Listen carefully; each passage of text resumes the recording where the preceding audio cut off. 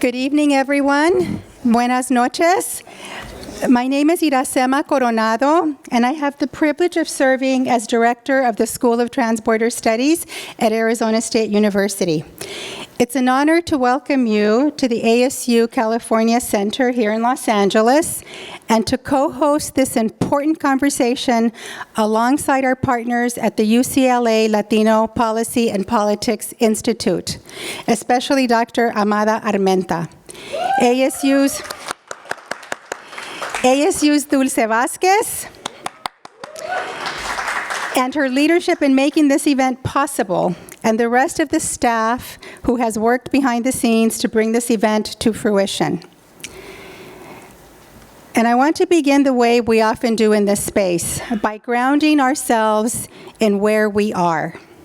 Los Angeles is not just a backdrop for conversations like this, it is central to them.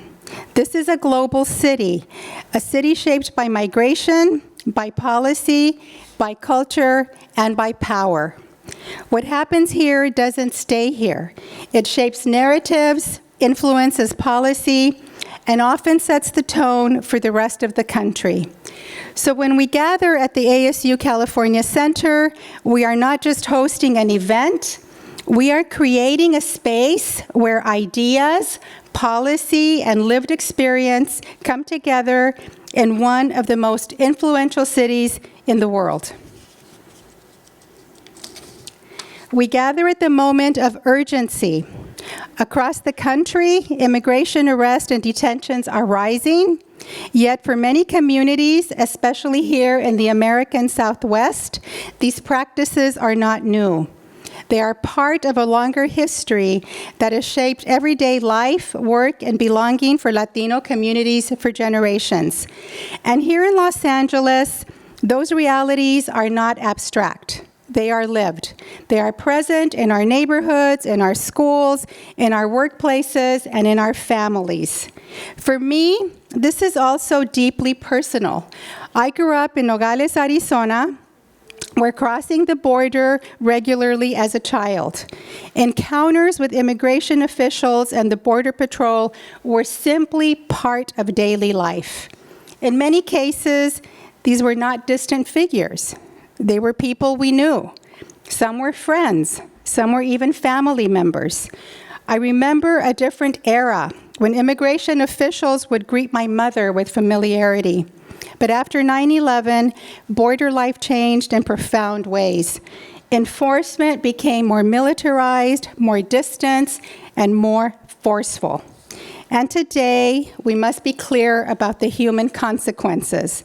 Deportation is separating families, destabilizing households, and creating lasting and emotional and economic harm, especially for children. What we see again and again is that enforcement does not end at the border. It reverberates across generations, reshaping childhood, family life, and community well-being. What makes this moment even more complex is who carries out these policies. Increasingly, Latino and Latina agents are working within institutions that enforce policies that disproportionately affect Latino communities. And that raises difficult but necessary questions. Questions that are especially relevant in a place like Los Angeles, where identity, power, and representation are constantly intersecting. What does representation mean when institutions themselves produce harm? How does power operate within communities that are both marginalized and institutionally present? And how do race and gender shape enforcement and the diverse political perspectives within Latino communities? At the School of Transborder Studies, we often say that we make border humans. Leaders who understand borders not just as line on a map, but as lived realities. And there is perhaps no better place than to have this conversation than here in Los Angeles, a city that embodies those realities every single day. I also want to note that this conversation continues beyond tonight. Tomorrow, we are co-sponsoring the Mixed Status Family Conference with ASU Sandra Day O'Connor College of Law, focusing on how these policies shape families and communities. Tonight's discussion invites us to move beyond simple narratives and to engage more deeply with questions of power, accountability, and democracy in this moment. We are grateful to our speakers, our partners, and to all of you for showing up, for engaging, and for being part of this conversation. Thank you. I would like now to turn the floor over to my friend and colleague, Amada Armenta.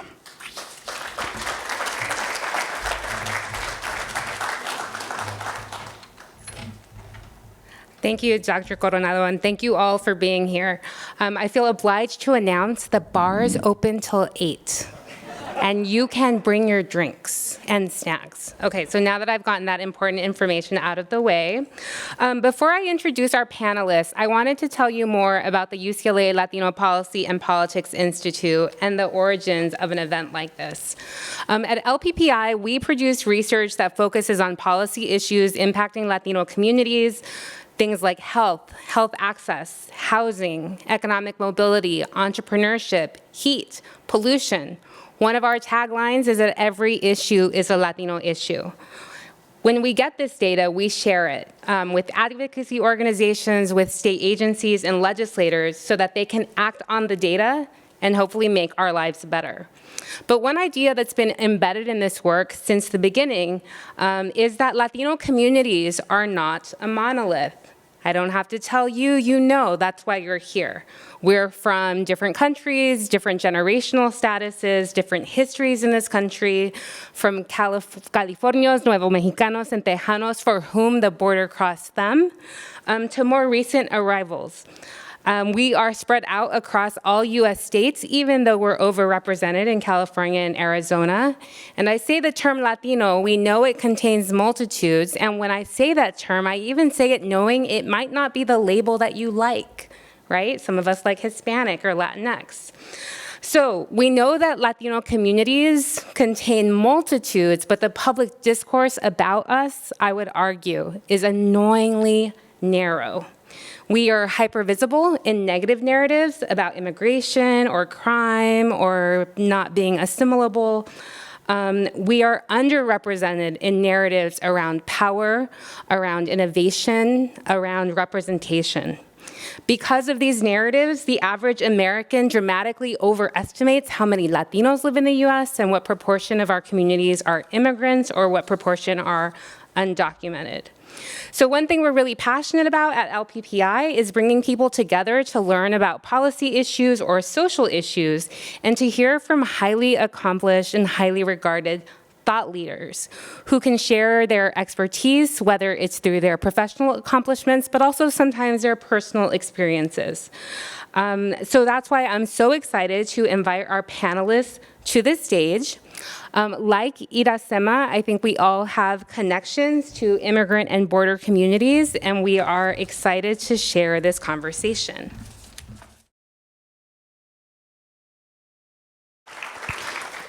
Okay, so each of our panelists are leaders in their respective fields, and I'm going to now introduce them one by one. So our first panelist, straight to my left, is Dr. Irene Vega, an associate professor of sociology at UC Irvine.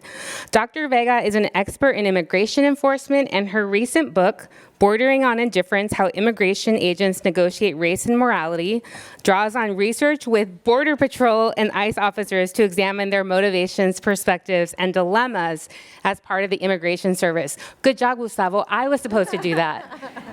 All right. Next to her, we have Dr. Lisa Magaña, a professor in the School of Transborder Studies at Arizona State University, and an expert on Latino and Latina politics. Dr. Magaña has published numerous books, so I'll just name one. Empoderados, Empowered, a co-authored book which examines how Latinos are transforming political power in states like Arizona. Thank you for joining us. And lastly, but certainly not least, we're joined by Gustavo Arellano, a Los Angeles Times columnist and winner and nominee of numerous awards, including the Pulitzer Prize.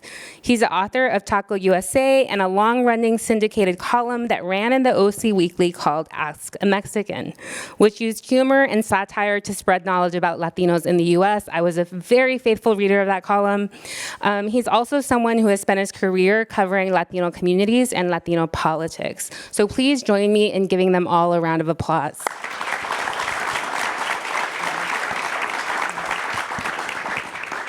All right, so each of you do work that really focuses on Latino communities and their intersections with power. So I'd love to start this conversation with each of your origin stories. A question for all of you: what brought you to your professional interest? Why do you do what you do? And we'll start here with Irene and go down. Sure, thank you so much. It's a pleasure to be here. Thank you so much for the invitation. My origin story is very simply rooted in the fact that I grew up in a small border town in Arizona. And so what happens when you grow up kind of steeped in the physical manifestations of immigration enforcement is that you grow up sort of observing walls go up. You grow up watching the people that you went to school with go into the military and then come back as Border Patrol agents. And you kind of ask yourself, oh, like, what do they do in their cars? Parked at the park, and why is it so hard to get into the United States when it's so easy to go into Mexico?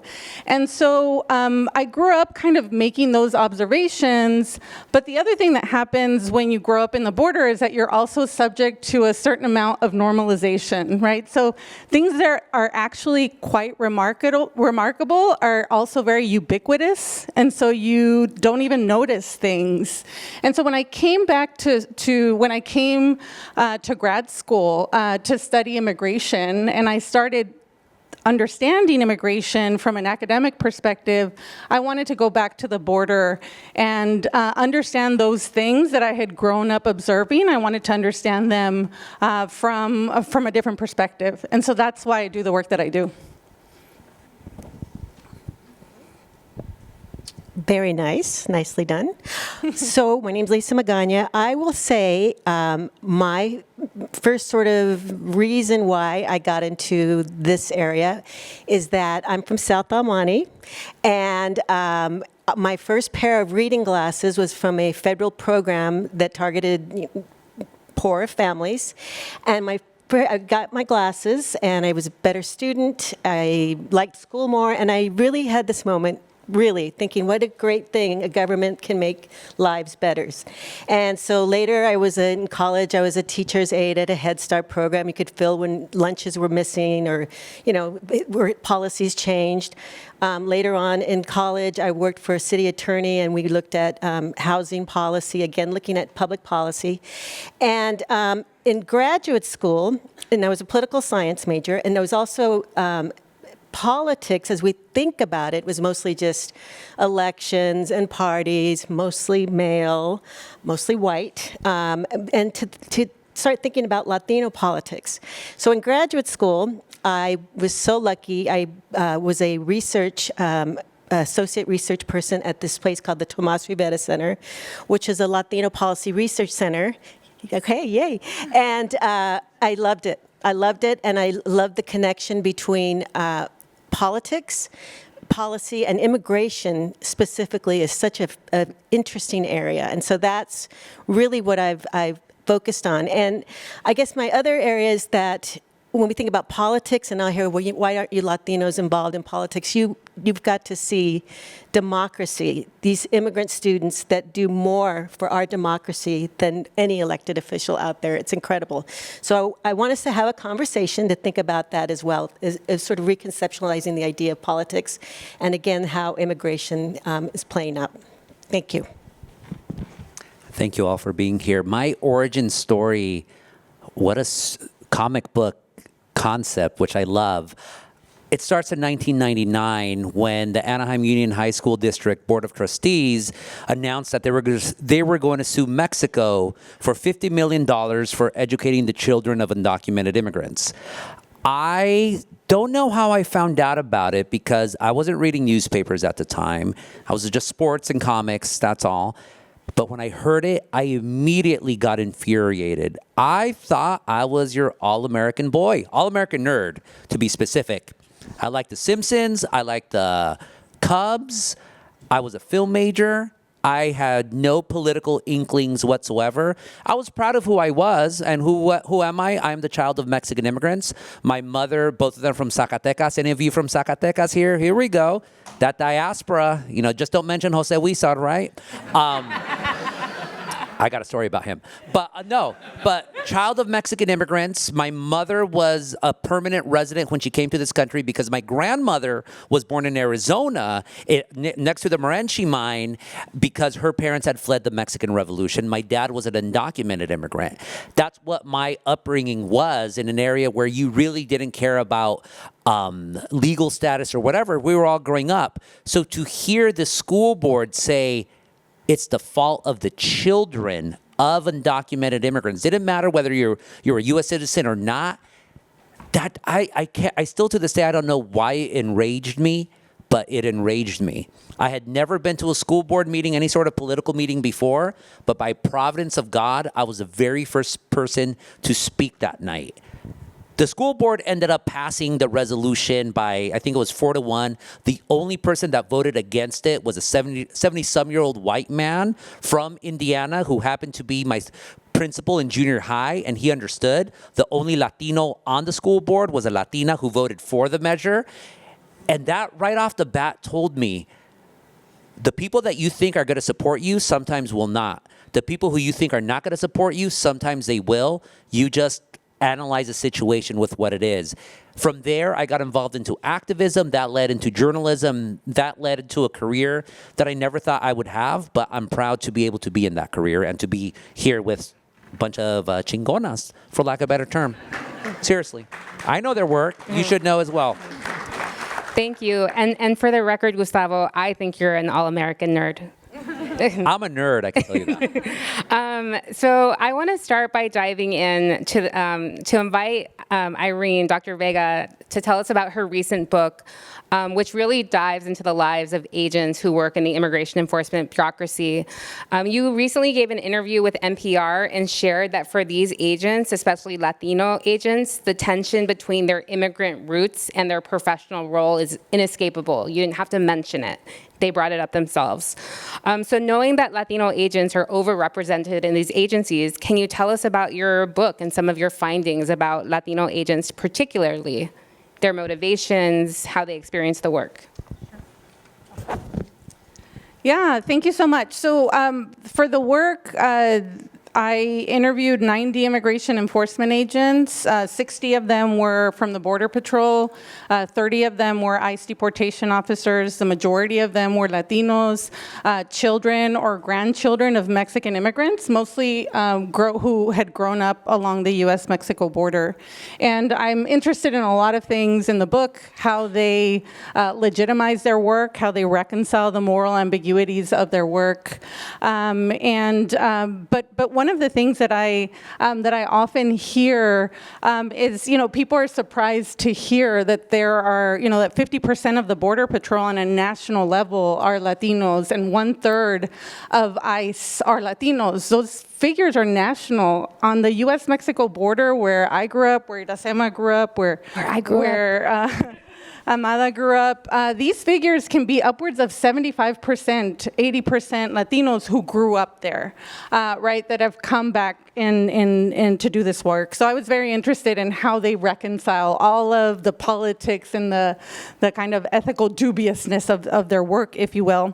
But one of the primary explanations that I often hear about Latino immigration agents, about why they go into work is, we've all probably heard it here. Maybe we think this ourselves, right? There are self-hating race traitors who are clearly have an assimilationist desire and are going into immigration enforcement to police their own and gain acceptance from the dominant population. And I understand the resonance of that explanation, and we could spend, 10 weeks psychoanalyzing agents. But what I want to, if I want to underscore one point about this, is that those explanations don't explain how we get to these high numbers of men of color specifically participating in their own social control and in participating in the social control of their communities. What does explain this are things that we've long been working on in the Latino community: educational inequality and uneven economic opportunity, as well as the uneven recruitment of men of color into the military, right? And I think that it's really important for us to hold the tension between what we may, the reactions that we may have to Latinos in immigration enforcement, hold the tension between that and kind of these structural explanations for how they get into the job. Because I think what we do about it is we advocate for more educational opportunity, more economic opportunity, and I think that's a big part of the way that we change what these institutions look like. So I'm very happy to talk much more about that during the Q&A, but that's a really important piece of the puzzle. Thank you. Lisa, I want to pick on something that Irene said and ask you a question about it, and that's the tension within Latino communities: inequality, gender inequalities, economic, educational inequalities. Can you tell us about how that plays into what you know about Latino politics? What are the cleavages? Should we be surprised that our communities are so divided, et cetera? Teach us a little bit. Well, if I may just back a little bit. But get your mic. Oh, so excited to talk about this. So years ago, I wrote a book called Straddling the Border, which was on the organizational culture of the INS, and I've been thinking about this panel tonight, thinking about your work, and I found some kind of similar findings. And one is that I asked the same question: why are there so many Latinos in Border Patrol at the time? And this question came up. Part of it was absolutely, it's the biggest, right, federal agency. It's the targeting, it's the benefits, it pays. Low entry bar. Right, very low entry bar. That was one. The question came up: why? How do you do this? How do you hurt the community from which you're from? And we found, I say we, studies show that it's the organizational culture. It's the same as the military. It's the same as policing, that you're all in it together. You're in dangerous situations. It doesn't matter who you're targeting. This is the job that we have to do. The other part that I thought was fascinating is that, and this is what's going on too today, is that newly trained agents, police officers, military, lack discretion. And so when you see an administration pushing to get more people, we have quotas to increase the number of people we incarcerate, there's no question. And we know that they were trained much faster, right? What is it, 40, right? 45. 45. Right, the same number as Trump, right? And so that, it's not surprising that we're seeing these atrocious, right, activities on the part of ICE. Okay.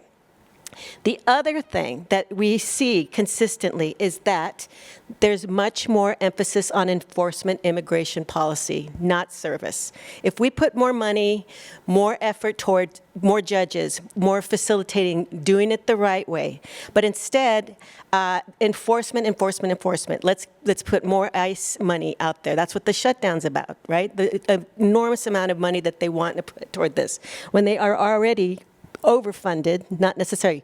I had a chapter in my book where I interviewed the bureaucrats because they do all the work, right? And the name of the chapter is "We Aren't Sexy Enough," because nobody wants to really get down and dirty and figure out what to do for good, comprehensive immigration policy. We know that IRCA was highly successful, and that was just changing the status of immigrants, and it saved a lot of money, and it's really great, but the politics right now are not for anything except enforcement. And so we haven't done anything since 1986. And so yes, I would say the disproportionate amount of funding that goes toward enforcement. And if I would add to that, the issue of numbers when it comes to enforcement are inflated. We can say there's millions and millions and millions of undocumented immigrants. We know the number even though they're undocumented, right? We know that overwhelmingly they're mostly criminals when we know for a fact, right? They're picking up just people that are going into court. But if we inflate those numbers, right?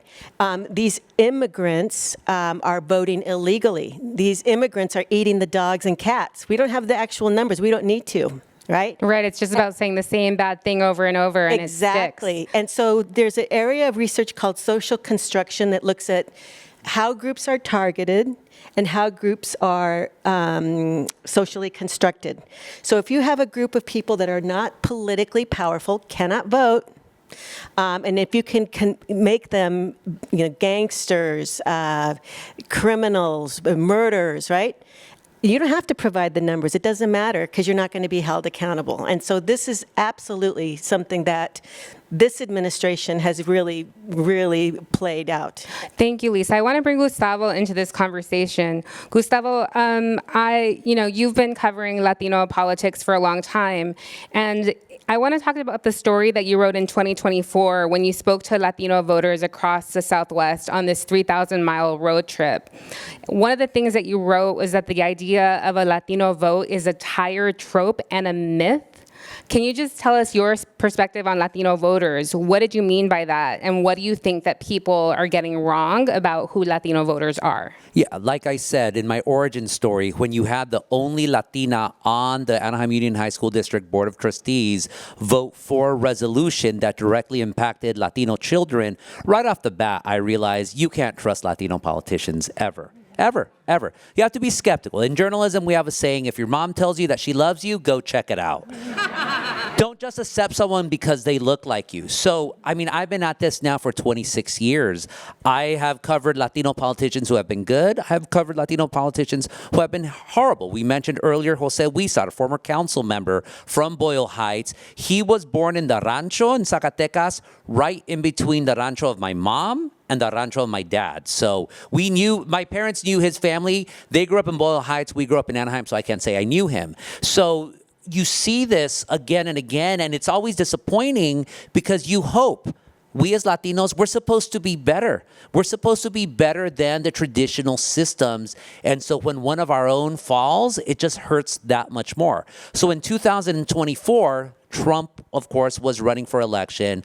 My bosses tell me, can you do a story about Latinos and Trump? And I'm like, no, I'm tired of that already. I've been covering that since 2016. But then I thought to myself, I love to drive. I love the Southwest. And I'm like, okay, I'm going to do like a dream road trip of stories about Latinidad that I've always wanted to tell. And it's only incidentally going to be about Latinos. I'm not going to go through the whole trip, but the two parts that I'm very proud of in Arizona, I went to Clifton, Arizona, which is a mining town, copper town, right? Someone's from Clifton here. Well, I'm going to get to that. It's interesting. Clifton, Arizona is on the edge of the Morenci mine, one of the largest copper mines in the world. My grandmother was born in a town that no longer exists called Metcalf, which is where it's the dumping ground for the Morenci mine. And I met a young Latina politician, and you want to talk about connections. So there's this super uncovered story of how basically mining Mexican Americans from Arizona came to influence Southern California life. We're talking about people like Esteban Torres, the former council member who was born in Miami, but you don't pronounce it Miami, you pronounce it Miami, Arizona. You talk the first Latina judge in California, Frances Munoz was from there as well. Richard Alatorre, Richard Alatorre, pioneering council member and all that. So I was proud of that story, and I was also proud of going up to tiny Antonito, Colorado. Population 600, that is the home of the oldest Latino civil rights group in the United States that still exists. Bear with me with the name. It's called La Sociedad Protección Mutua de Trabajadores Unidos, mutual aid society of basically workers. They call it La Mutua. Tiny, they've been around since 1911. They're fighting fights that go back to the 1800s.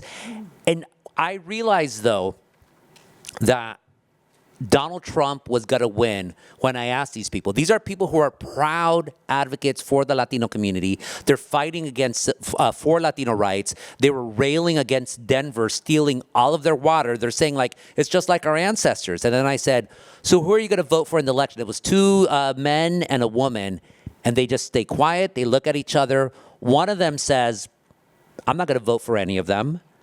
The other one says, I could tell you I'm not going to vote for Trump, but I'm not going to vote for, Kamala either. And then someone says, well, Republicans and Democrats, I know both of them. You just go with whatever you think is going to be best. And so the idea that Latinos, we all vote the same is just not even true. Even here in Southern California, look at the Latinos in Downey versus the Latinos in Santana.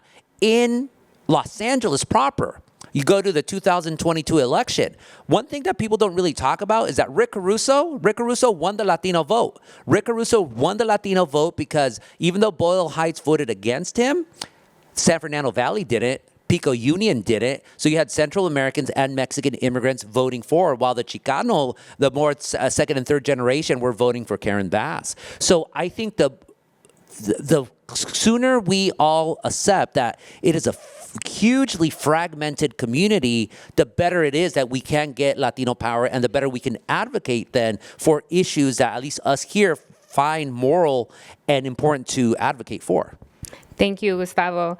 Lisa, I'm coming back to you, and I wonder if you could give us, a political scientist perspective, a research perspective on some of the things that Gustavo just talked about fragmentation, us voting differently. Can you walk us through partisan alignment Yes. within the Latino electorate? Yes. Okay, so Latinos voted differently in Arizona than parts of California, right? So this, if I may. So yes, some Latinos voted for Trump.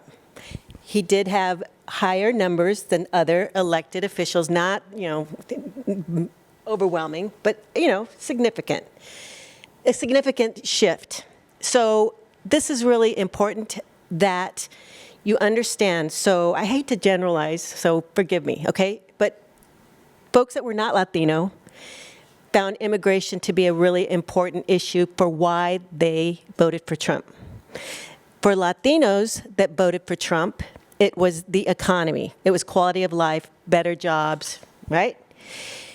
Since the election, those Latinos, I'm talking about Arizona, have had buyer's remorse.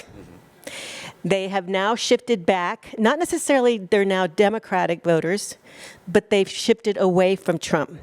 And what's really fascinating is now, guess what's the number one important issue for Latinos? Immigration. Not because they want to, close the border, but because of the treatment of ICE. And so what was something that was important, immigration, has actually now soured with the Latino community, and they are, in fact, he's lost whatever sort of gains he made with Latinos. That sort of stopped, right? And I would say, when we talk about Latino politics, it's not necessarily those that we elect. I like to think, again, it's a variety of different things. And so to go back to this, it's also counterintuitive. We see the tougher, the more targeting of Latinos. It's actually counterintuitive. It actually galvanizes. Look at these recent elections. It actually hurts. It doesn't help to gain votes or gain Latino voters. We actually see it galvanizing. So we'd had different draconian policies in Arizona, and it only served to have generations of Latino activists grow. So some of them were in high school during SB 1070. They're now grassroots organizers. Some of them were immigrants. Yes, voter registration has gone up in Arizona, absolutely. We have some that started off, it's really beautiful, as grassroots organizers. Some of them were immigrant activists. Some of them have now become city council members and will say, I have to play politics in both traditional and non-traditional. And so in some ways, the sort of targeting and all of these rhetoric and draconian and all this, it's actually serving to galvanize.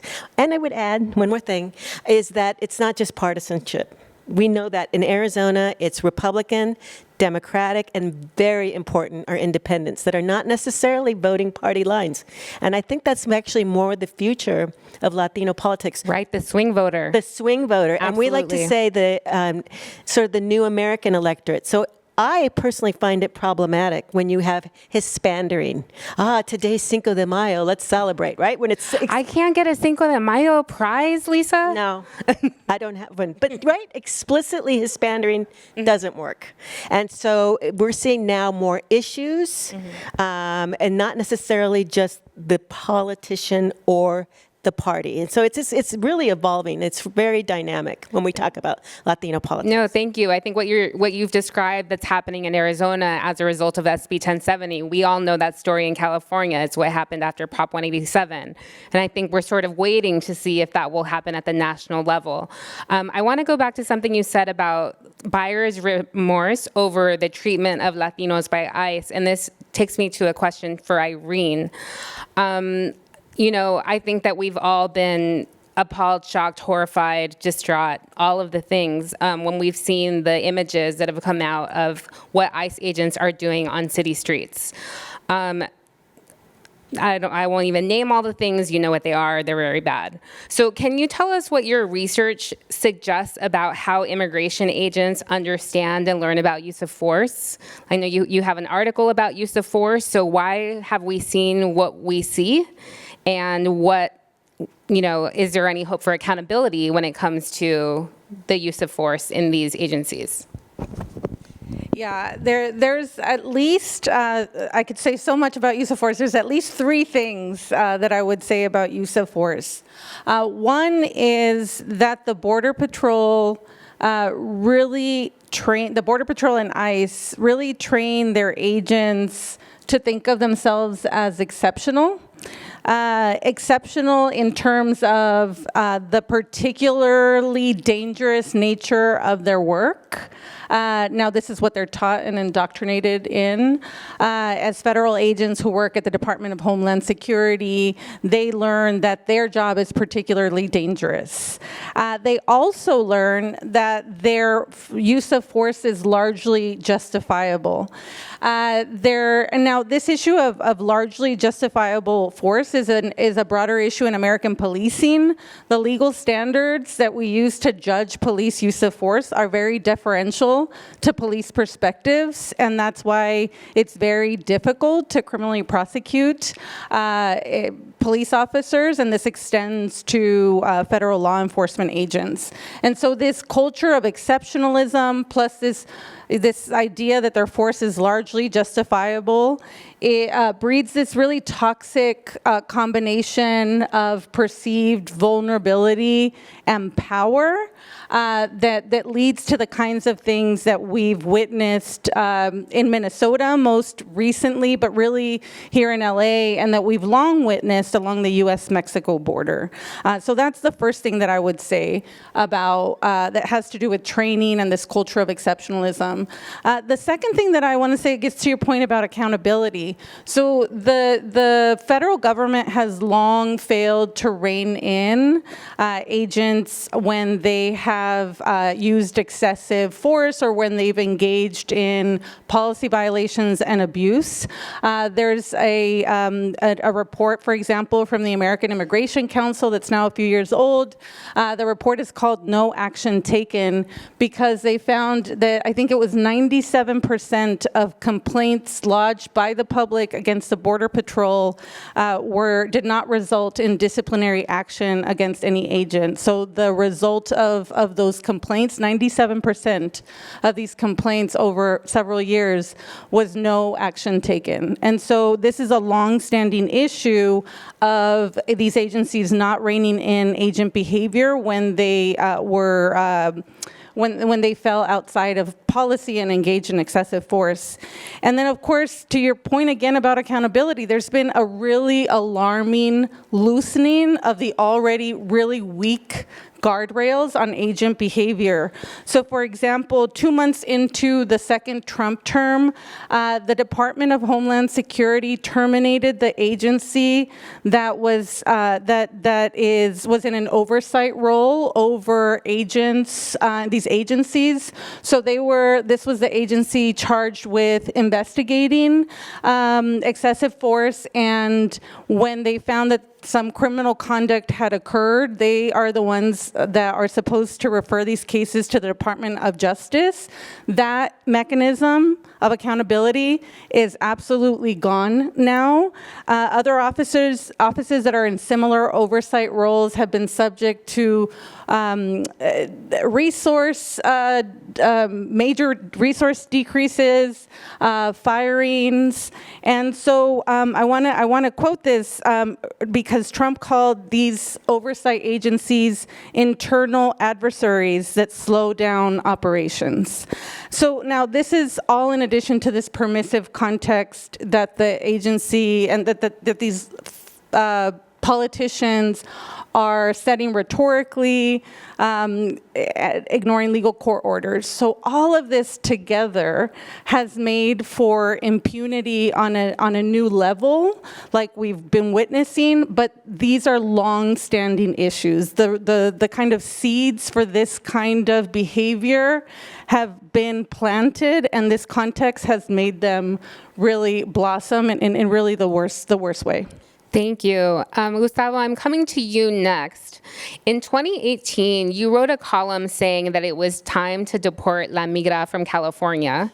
And you have been sort of on the front line saying, important things about Latinos and Latino communities, and thinking in a very brave and bold way, a way that you can't necessarily talk in an academic article.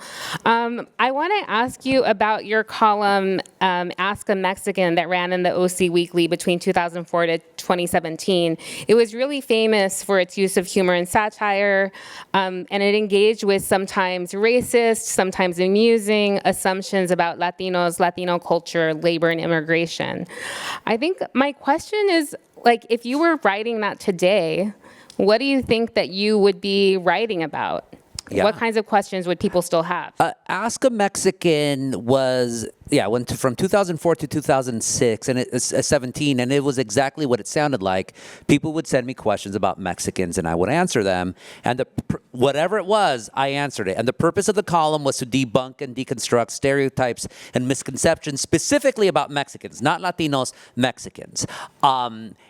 And it ended in 2017 when I left my old job at OC Weekly because they owned the copyright to it, and I moved on. But sometimes I do think about it. I mean, I don't think it would have changed. As a columnist, you don't want to just write about one thing because people will tune you out if all you do is give them doom and gloom. All you do is say the same thing. So I would continue to be answering the usual questions. But especially when it came to the issue of La Migra and undocumented immigrants, I mean, I've always been fascinated by just etymology. So in the column, for instance, I recently mentioned it in a recent column that I wrote for the LA Times, just, what are the etymological roots of some of these slurs. So for instance, the term anchor baby, which Fox News is using as a justification to eliminate birthright citizenship, just to show you how racist that term is, it first popped up in the 1980s to refer to the children of Vietnamese refugees. And remember, refugees,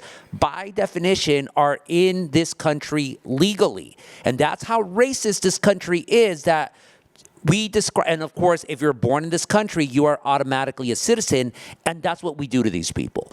And so Ask a Mexican was also very much based on satire, so it was not polite. You called it famous. I would call it infamous. Some people liked it. Some people didn't like it. Intelligent minds can disagree about it. But one thing that it would have basically been done, I have to say, though, credit to my bosses at the Los Angeles Times. I can't use too many curse words. I could get away with pendejo. That's about it. But they allow me to be completely ruthless against especially the Border Patrol. We talk about, who is the most infamous migra of them all? Gregory Bovino. And Gregory Bovino, when he resigned recently, I wrote about him, and I wrote about the one time I met him. It was at the Fox News, Fox 11 station. We were on The Issue Is with Alex Michelson, and we go in, we're completely away from the lobby. He's there with 3 other men. They're all armed, Border Patrol guys, all macho, así, muy, muy. Of course, this is a couple weeks after the siege of MacArthur Park. So I had already seen his braggadocio. I have already seen his picture and all of that. Then I see him in person, and I'm like, I could tell the evil right off. I'm like, dude, you're just trying to flex way too much.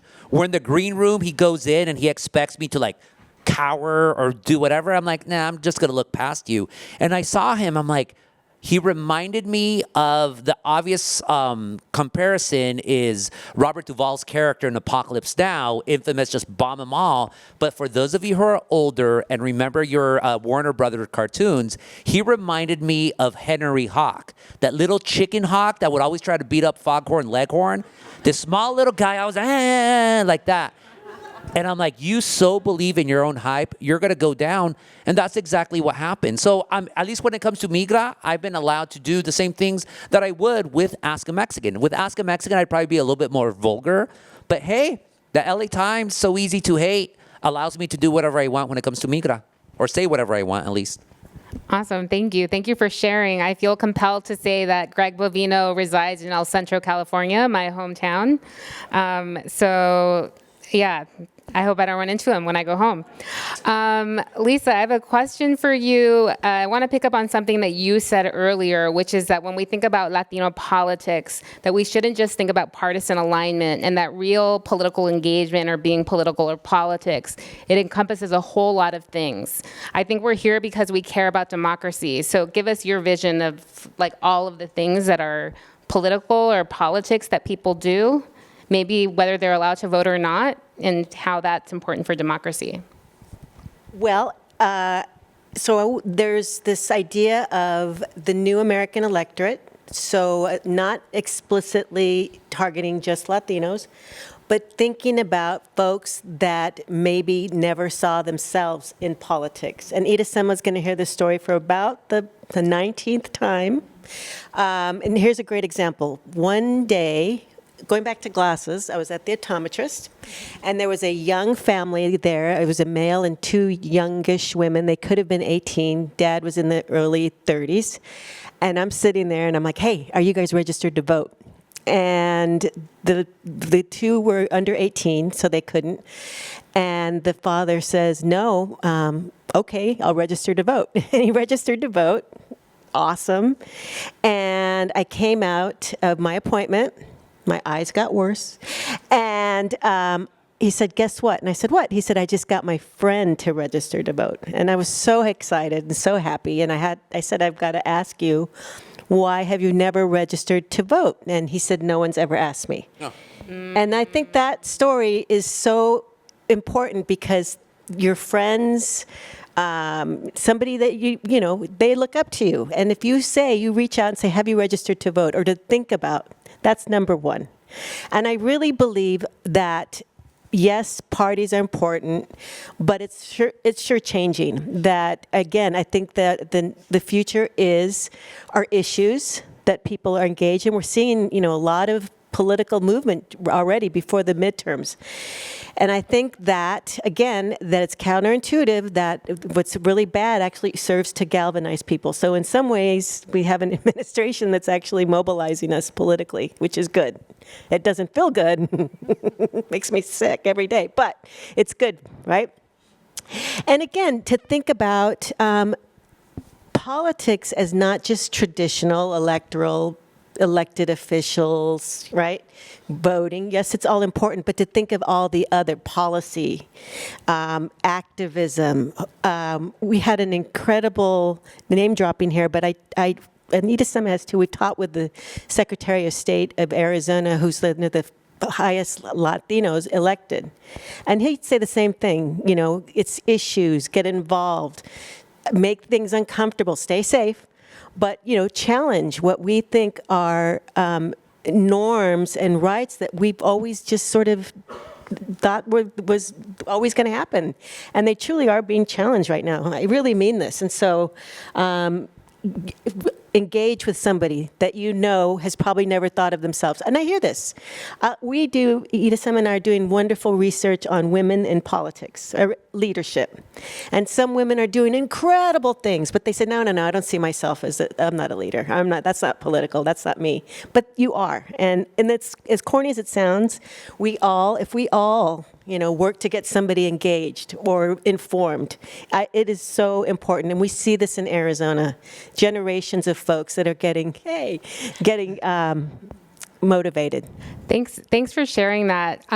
So we're getting close to the end of our panel, and I want to make sure that we change the screen. I think we have a QR code where we're capturing some questions that I might be able to give to the panelists on your behalf. So if you want to ask a question, you can add them here, and we will tackle a few of them in the time that we have left. And as people are typing, I thought I could ask either Gustavo or Irene this last question, and then, when someone's going to hand me an iPad with some questions, some audience questions, I want to pick up where Lisa left off, which was this really sort of inspiring, things suck, but they're going to engage us and things can improve. And I'm wondering how you hold on to that, the ganas, right? When we wake up and we read headlines and they're not great. So I'll let you start, Gustavo. No, I've seen this in real time. The weekend was June 9th, that weekend where all the raids started happening, where you had the raid of the Fabrica here in the fashion district, where you had that face-off between activists and Paramount Compton right there next to the Home Depot. That Monday, there was a protest outside a small immigration detention center in Santana, packed with teenagers yelling, doing things. And then I started seeing people who told me this was the first time they had ever gone to a protest. And they weren't going to tell me that they voted for Trump, but coded they were saying. They were telling me, I don't have a problem with deporting criminals, but this is not it. And remember, this is June 9th. This is before the real horrible, just nonstop invasion of Southern California happened. And that's when it dawned on me that if he's pissing off these people, there's way more people that are going to be pissed off. And I've written about this.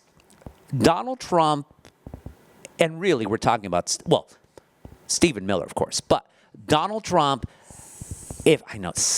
California native. A good hiss is always great. But lo fregaron.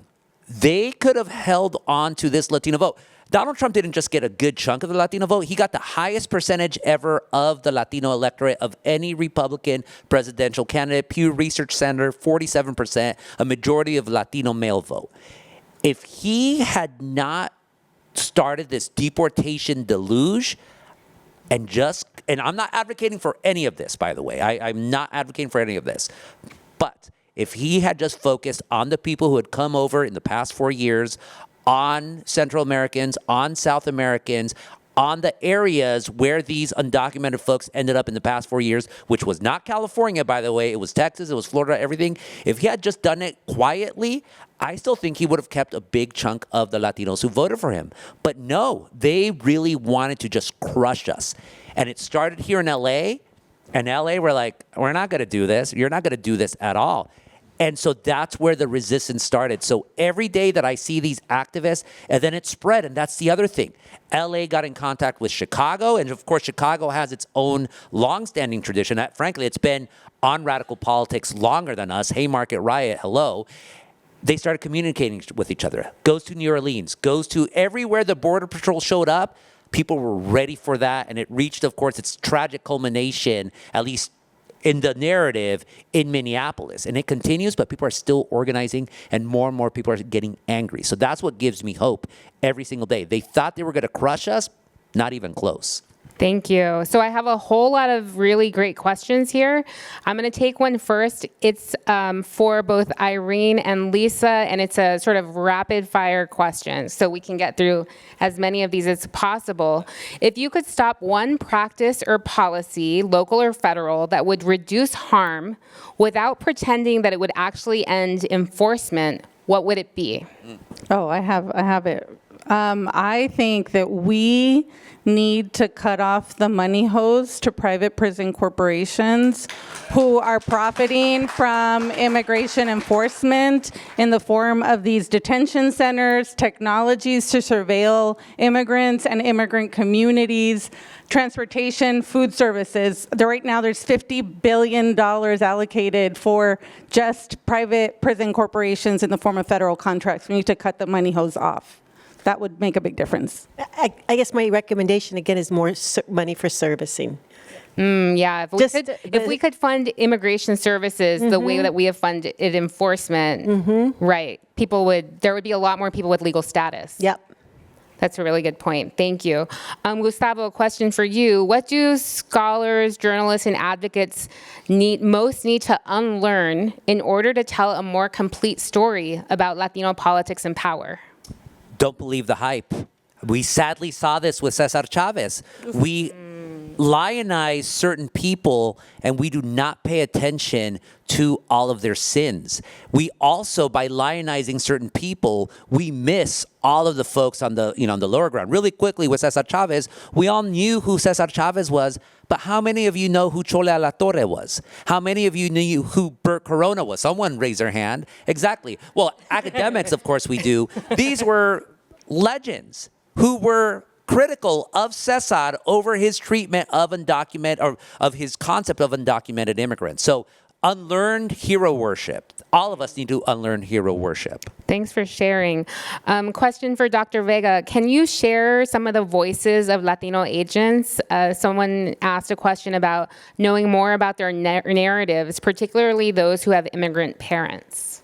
Sure. I start off I'll try to do this quickly. The introduction to the book, I start with someone who I call Marcos Payan, who was the first immigration agent that I interviewed. Marcos was the son and grandson of formerly undocumented Mexican immigrants who had both crossed the border, undocumented decades apart, to come here for a better life. And so when Marcos wanted to learn that the Border Patrol was a viable employment option, he was like, I have to ask my dad. If my dad says that it's okay for me to work for the Border Patrol, then I'll do it, right? And so he asked his dad for his blessing, and his dad said, look, there's always going to be someone there. Why not it be you? Someone who's not racist, someone who understands what it's like, someone who will treat people well because of your background.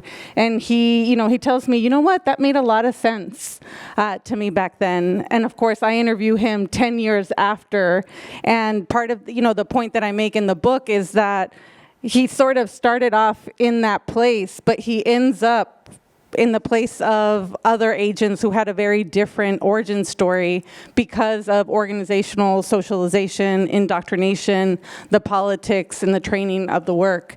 And I think that's kind of one of the major arcs of the book, that you don't need, to me, the point of Marcos Payan is that you don't actually need bad-intentioned people to get bad outcomes. All you need is people willing to take these jobs, and then you can train them to think about the work in a way that makes them think that they're the good guys, not the bad guys. Yeah. Thanks for sharing. I have another question here. I think it was for anyone who's brave enough to answer it. What are your perspectives on open borders? It's something that we talk about, or people talk about, especially when they talk about abolishing ICE. I think we know that conservative parties use the idea of open borders as like a cudgel against more progressive immigration politics. So I think the question is, what is your perspective on open borders? Is that a feasible thing, et cetera? Everyone looks at me. I cannot be opposed to undocumented people who want to come to this country ever, because my dad came to this country in the trunk of a Chevy. I do think this country should know who's coming in. Let's just be honest. Like, there's some people who do want to come into this country with nefarious purposes. But if you want to come into this country and you want to make something of yourself, come on in. Well, what about if 300 million people want to come into this country? Hey, put them all in Montana. Go for it. Make something for yourself. People call me a hypocrite. Call me a hypocrite. I don't care. I can never be opposed to people who want to come to this country to make a better life for themselves, ever. I guess the idea of the border, so Trump said, I've closed the border, whatever. He's changed the status. He's taken status away, temporary status. Now they have no status. What are we talking about when we say almost half are visa overstayers of the undocumented population? They didn't come over the border. They flew in legally. And so the symbolism of the border, to say open border, it's not realistic. Thank you. Another question about, Irene, your work. Someone makes the point that ICE agents are trained to refer to migrants as bodies. So if you could share something about the kind of training that they receive that contributes to Latino agents sort of developing the socialization that you described with Marcos Payan.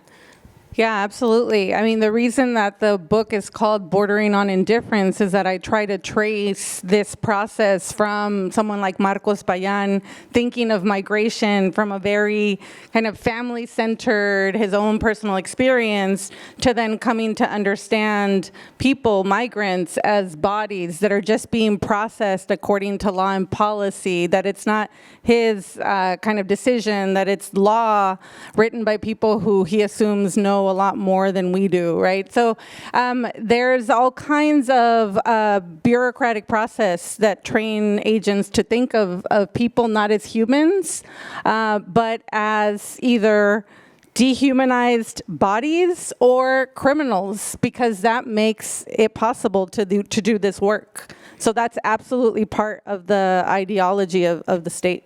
No, thanks for sharing that. I think I write about that in my own work as well. And if anyone wants to know about why bureaucrats do things that we don't understand or perceive as evil, right? There's this whole literature on the banality of evil, about how bureaucrats can do these things because we break them up into a lot of pieces. No one takes responsibility for any part of the whole. Everyone does a little piece and then doesn't think they're responsible for the outcome. Lisa, a question for you. How do you expect immigration enforcement dynamics or immigration politics to shape turnout and issue priorities going into the midterms, particularly in the Southwest? I think that this is incredible that Congress and Senate wants to hold money to ICE. I've never seen anything like this, where it's just openly opposing these activities. I think Minnesota showed us that we have to continue to fight and really oppose these measures. I think they have been impactful. And so I think to continue doing that, and you're right, they moved Bovino out, but there's this other guy's just, what's his name, Homan? Tom Homan, yeah. He's terrible. He's nice evil. Yeah. He's Polite evil. He's more packageable. The banality of the nice evil, banality of evil, yeah. Yes. The fact that Homan is the nice guy just says something about Bovino, but yes, yeah. Mm-hmm. Those of you who know me know that I'm very committed to being on time. We started this event at about 6:50, so we're going to end now at 7:50. The bar is open for 10 more minutes. Grab a drink. Thank you so much. You've been wonderful. Thank you. We appreciate you being here. Done.